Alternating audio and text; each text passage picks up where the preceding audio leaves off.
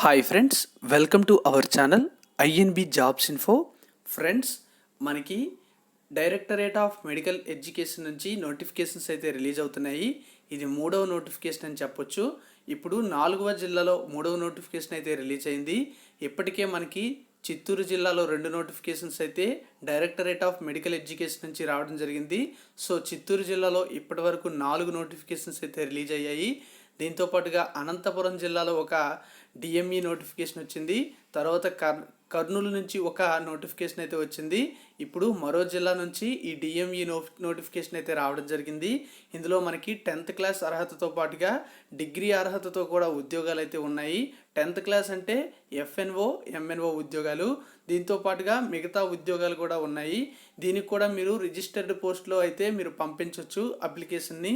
ఇక్కడ కూడా ఖాళీలు అయితే ఎక్కువగా ఉన్నాయి. ముఖ్యంగా చెప్పాలంటే స్టాఫ్ నర్స్ ఉద్యోగాలు అయితే భారీగా ఉన్నాయి. పూర్తి వివరాలు అనేవి ఈ వీడియోలో చెప్తాను. వీడియోని స్కిప్ చేయకుండా ఎండ్ వరకు కూడా చూడండి. ఖచ్చితంగా వీడియోని ప్రతి ఒక్కరూ మీ యొక్క వాట్సాప్ లేదా ఫేస్బుక్ గ్రూప్లో అయితే షేర్ చేయండి.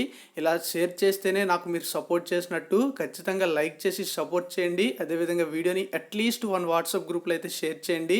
ఇలా ఎంతమంది షేర్ చేస్తున్నారు అనేది కింద కామెంట్లో తెలియజేయండి.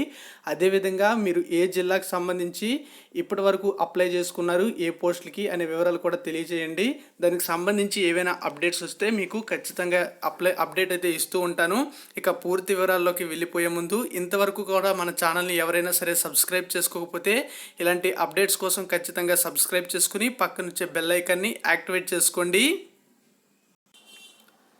ఫ్రెండ్స్, ఈ నోటిఫికేషన్ మనకి government general hospital Kakinada east Godavari జిల్లా నుంచి రిలీజ్ చేయడం జరిగింది.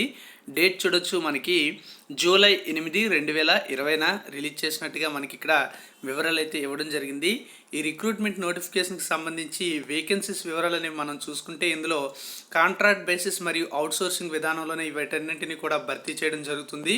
ఇక్కడ వేకెన్సీస్ యొక్క వివరాలు చూస్తే చైల్డ్ సైకాలజిస్ట్ పోస్ట్ అనేది ఒకటి ఉంది. దీనికి రెమ్యునరేషన్ అనేది 49,520 రూపాయలు. నెక్స్ట్ రిసెప్షనిస్ట్ కమ్ క్లర్క్ పోస్టులు 3 ఉన్నాయి, 22,387 రూపాయలు రెమ్యునరేషను. స్టాఫ్ నర్సెస్ ఉద్యోగాలు అయితే ముందుగా చెప్పాను కదా భారీగా ఉన్నాయని, 250 + 28 అంటే 278 వేకెన్సీస్ అయితే ఉన్నాయి. 34,000 రూపాయల రెమ్యునరేషన్ అయితే ఇవ్వడం జరుగుతుంది.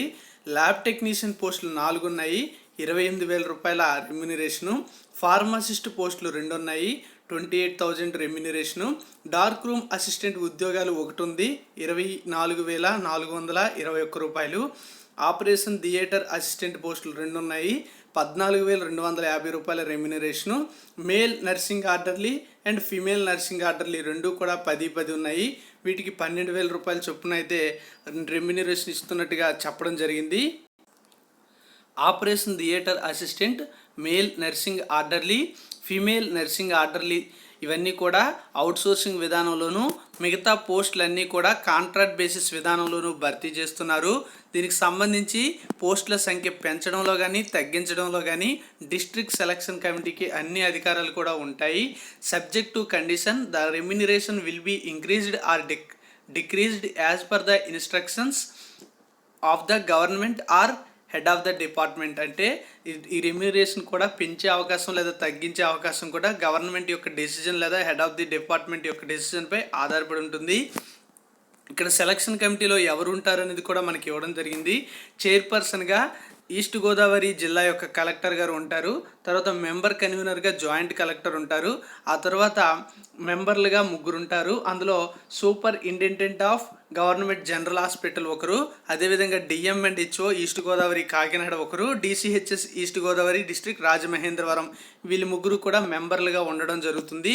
దీంతో పాటుగా పోస్టుల యొక్క క్వాలిఫికేషన్స్ మనం చూసుకుంటే స్టాఫ్ నర్స్ ఉద్యోగాలకు ఇంటర్మీడియట్తో పాటుగా జిఎన్ఎం కోర్స్ చేసిన వాళ్ళు, దాంతోపాటుగా బీఎస్సీ నర్సింగ్, ఎంఎస్సీ నర్సింగ్ చేసిన వాళ్ళు అప్లై చేసుకోవచ్చు.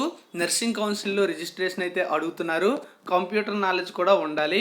ల్యాబ్ టెక్నీషియన్ పోస్టులకి క్వాలిఫికేషన్ చూసుకున్నట్లయితే దీనికి ఎస్ఎస్సితో పాటుగా 2 years diploma in medical lab technology course చేసిన వాళ్ళు అప్లై చేసుకోవచ్చు, లేదా బీఎస్సీలో ఎంఎల్టీ కోర్స్ చేసిన వాళ్ళు అప్లై చేసుకోవచ్చు, లేదా బీఎస్సీలో బీజెడ్సీ చేసి ఫస్ట్ క్లాస్లో పాస్ అయ్యి, లేదా బీఎస్సీలో లైఫ్ సైన్సెస్ చేసి ఫస్ట్ క్లాస్లో పాస్ అయ్యి PG diploma in MLT course చేసిన వాళ్ళు అప్లై చేసుకోవచ్చు. PG diploma in clinical biochemistry చేసిన వాళ్ళు అప్లై చేసుకోవచ్చు. లేదా diploma in transfusion medical technology course చేసిన వాళ్ళు అప్లై చేసుకోవచ్చు. దీంతో పాటుగా intermediate vocational course in MLT, దీంతో పాటుగా 1 year క్లినికల్ ట్రైనింగ్ అయితే ఉండాలి. ఇంటర్మీడియట్లో వొకేషనల్ కోర్సులో ఎంఎల్టీ చేస్తే 1 year క్లినికల్ ట్రైనింగ్ అయినా అప్రెంటిస్ ట్రైనింగ్ అయినా చేసి ఉండాలి.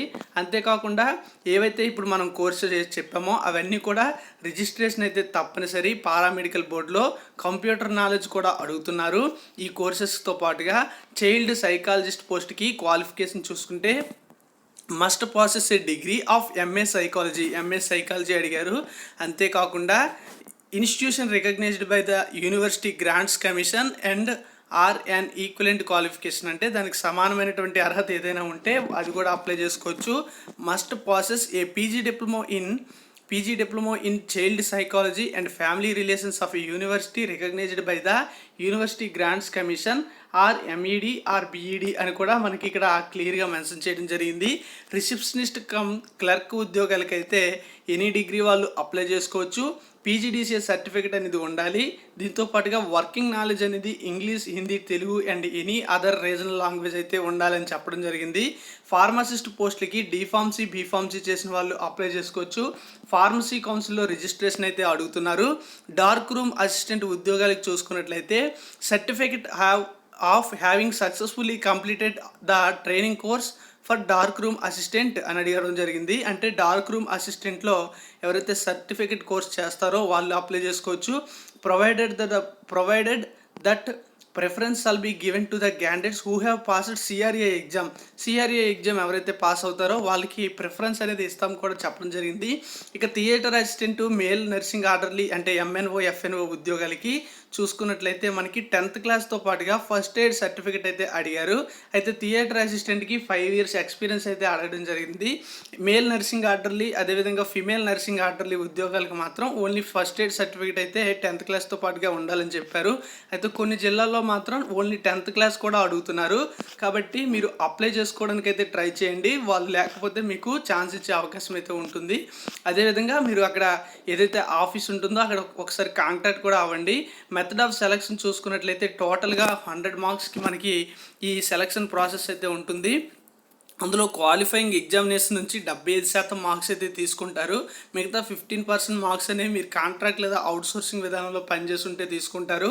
అదేవిధంగా ఇక్కడ చూసుకున్నట్లయితే 1 మార్క్ అనేది మీరు క్వాలిఫైయింగ్ ఎగ్జామినేషన్ కంప్లీట్ అయినప్పటి నుంచి ఇప్పటి వరకు ఎన్ని సంవత్సరాలు అయితే అన్ని సంవత్సరాలకి 10 మార్కులు అయితే ఇస్తారు. ప్రతి సంవత్సరానికి కూడా 1 మార్క్ చొప్పున మ్యాక్సిమం 10 మార్క్స్ అయితే ఇవ్వడం జరుగుతుంది.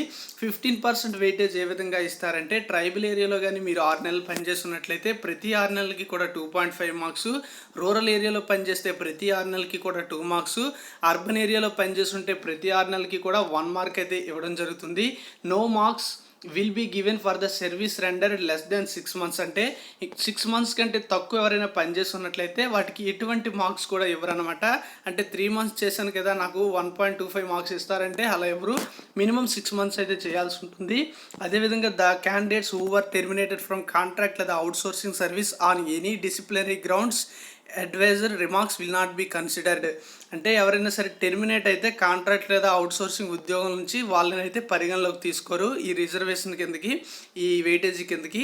ఏజ్ చూసుకున్నట్లయితే ఓసీ క్యాండిడేట్స్కి అయితే 42 years అయితే ఉంటుంది. దీంతో పాటుగా మిగతా వాళ్ళకి ఏజ్ రిలాక్సేషన్స్ అయితే ఇవ్వడం జరుగుతుంది. అప్లికేషన్ ఫీజు కూడా మనకి క్లియర్గా మెన్షన్ చేయడం జరిగింది. ఎవరైతే ఇక్కడ బీసీ ఓసీ వాళ్ళు ఉంటారో వాళ్ళు 300 rupees అయితే పే చేయాల్సి ఉంటుంది. SC ST PH and ex service మ్యాన్లు అయితే 200 rupees అయితే పే చేయాల్సి ఉంటుంది. ఏ పేరు మీద తీయాలంటే మనకి the chairman hospital development society government general hospital Kakinada అనే పేరు మీద తీయాల్సి ఉంటుంది. అకౌంట్ నెంబర్ కూడా ఇవ్వడం జరిగింది. 4802010100142003 ఆఫ్ బ్యాంక్ ఆఫ్ బరోడా అనే బ్రాంచ్ ఇది. బ్యాంక్ ఆఫ్ బరోడా అకౌంట్ ఇది. GGH branch Kakinada. IFSC code చూసుకున్నట్లయితే VIJ-B0004802 ఈ నెంబర్ మీద మనం తీయాల్సి ఉంటుంది. ఈ బ్యాంక్ అకౌంట్లోన మనకు నేమ్ అనేది కూడా ఇచ్చారు కదా, the chairman hospital development society, government general హాస్పిటల్ని కూడా మనకి ఇవ్వడం జరిగింది. కాకినాడలో ఉందన్నమాట. దీంతో పాటుగా ఒరిజినల్ బ్యాంకు ఏదైతే మీకు కౌంటర్ ఫాయిల్ రిసిప్ట్ ఇస్తారో అది మీ యొక్క అప్లికేషన్కి అటాచ్ చేయాల్సి ఉంటుంది. జిరాక్స్ కానీ అటాచ్ చేస్తే మీ యొక్క అప్లికేషన్ అది రిజెక్ట్ అయిపోతుంది. ఒరిజినల్ది మీరు అటాచ్ చేయాలి. ఇంకా ఇక్కడ డీటెయిల్స్ చూసుకున్నట్లయితే మీరు ఏ విధంగా అప్లై చేయాలంటే ఫిల్ చేసినటువంటి అప్లికేషన్ను దాంతోపాటుగా ఏవైతే మనకి అవసరమైనటువంటి సర్టిఫికెట్స్ ఉంటాయో అవన్నీ కూడా అటాచ్ చేసి రిజిస్టర్డ్ పోస్ట్లో కానీ పర్సన్ డైరెక్ట్గా వెళ్ళి హ్యాండ్ ఓవర్ అయితే చేయొచ్చు.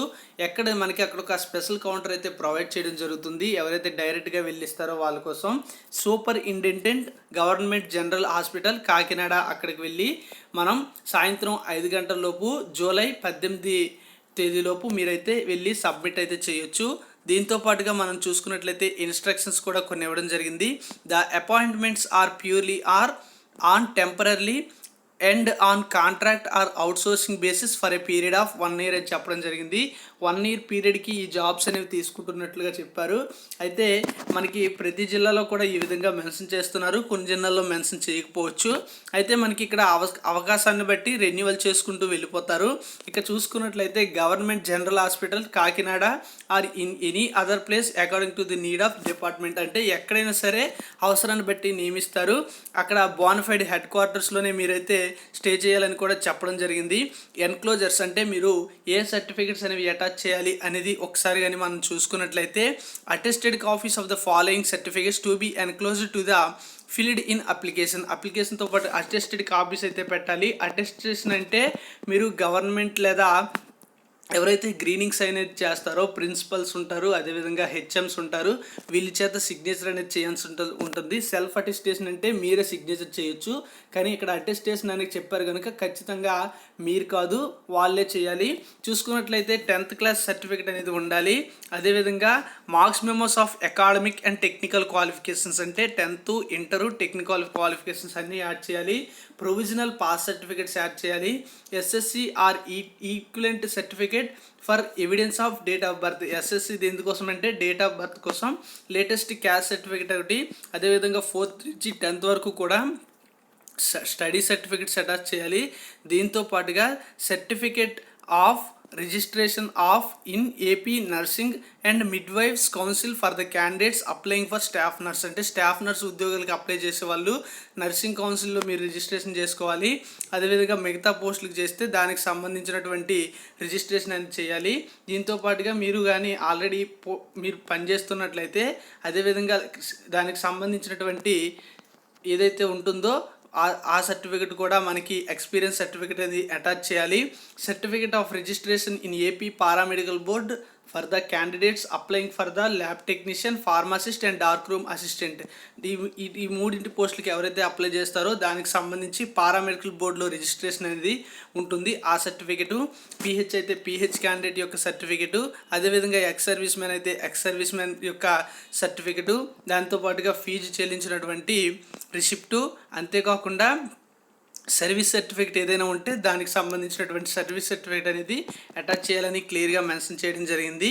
అప్లికేషన్ లింక్ అనేది డిస్క్రిప్షన్లో ఇస్తాను, అదేవిధంగా నోటిఫికేషన్ లింక్ కూడా డిస్క్రిప్షన్లో ప్రొవైడ్ చేస్తాను. ఇంపార్టెంట్ డేట్స్ అనేవి మనం చూసుకున్నట్లయితే మనకి ఇక్కడ జూలై 9వ తేదీ నుంచి కూడా అప్లికేషన్స్ అయితే స్టార్ట్ చేయడం జరుగుతుంది. జూలై 18 వరకు కూడా మీరు అప్లై చేసుకోవచ్చు సాయంత్రం 5 గంటల లోపు. స్క్రూటినీ ఆఫ్ అప్లికేషన్స్ అనేవి జూలై 28 వరకు కూడా జరుగుతుంది.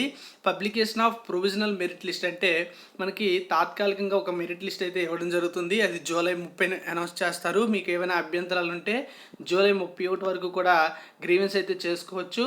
మెరిట్ లిస్ట్ అనేది ఆగస్ట్ 4వ తేదీని అనౌన్స్ చేసి వెరిఫికేషన్ అనేది ఆగస్ట్ 5 నుంచి 7 వరకు కూడా జరుగుతుంది. అపాయింట్మెంట్ లెటర్స్ అనేవి ఆగస్ట్ 12 నాటికి ఇవ్వడం జరుగుతుంది. సో ఈ విధంగా సెలక్షన్ ప్రాసెస్ అయితే ఉంటుంది. అప్లికేషన్ ఏ విధంగా ఫిల్ చేయాలనేది మీ దగ్గర ఆల్రెడీ ఒక క్లారిటీ అయితే ఉంటుంది. ఇప్పటికే ప్రతి జిల్లాకు సంబంధించినటువంటి నోటిఫికేషన్లో కూడా మనం చెప్పాం కనుక ఆల్రెడీ డిఎంహెచ్ఓ ఏపీవీవీపీ నోటిఫికేషన్స్లో కూడా మీరు అప్లై చేస్తుంటారు కనుక అవి కూడా చూసుంటారు కనుక అవసరం లేదు. సో ఈ విధంగా మనకి ఈస్ట్ గోదావరి జిల్లాలో గవర్నమెంట్ జనరల్ హాస్పిటల్ నుంచి కాకినాడ నుంచి మనకు నోటిఫికేషన్ అయితే వచ్చింది. మిగతా ఇంకా ఏమైనా నోటిఫికేషన్ వచ్చినట్లయితే ఖచ్చితంగా అందిస్తూ ఉంటాను. Thank you for watching. Have a nice day. జై హింద్.